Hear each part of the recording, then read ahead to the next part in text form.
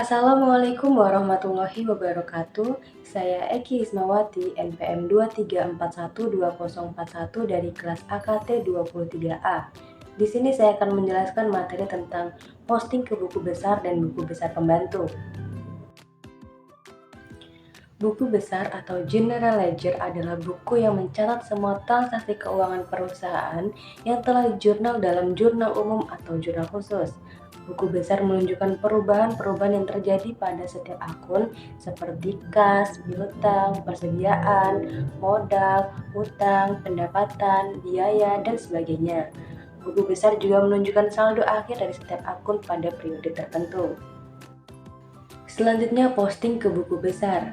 Posting ke buku besar adalah proses penting dalam akuntansi yang melibatkan pemindahan informasi dari jurnal ke buku besar. Langkah-langkahnya meliputi pemindahan tanggal transaksi, nilai nominal debit dan kredit dari jurnal ke buku besar sesuai dengan akun masing-masing. Proses ini memungkinkan perusahaan untuk meringkas transaksi ke dalam catatan buku besar dan melakukan analisis terhadap setiap jenis akun. Hal ini penting untuk perhitungan laba rugi dan untuk melihat pengaruh perubahan transaksi terhadap aset, liabilitas, dan ekuitas perusahaan. Selanjutnya, buku besar pembantu. Nah, apa sih yang dimaksud dengan buku besar pembantu? Buku besar pembantu atau subsidiary ledger adalah buku pencatatan keuangan yang merupakan perpanjangan dari buku besar umum. Buku ini digunakan untuk mencatat secara rinci transaksi keuangan yang terkait dengan akun-akun tertentu seperti utang atau piutang. Fungsi buku besar pembantu.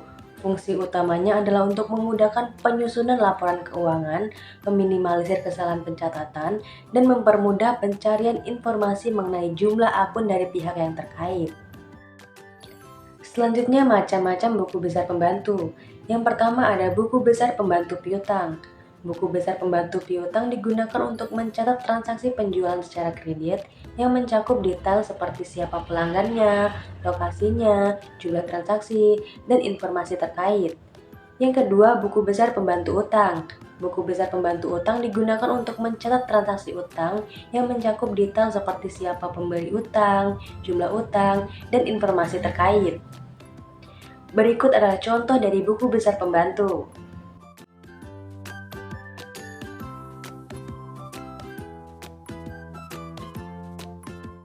Sekian yang dapat saya sampaikan. Terima kasih. Wassalamualaikum warahmatullahi wabarakatuh.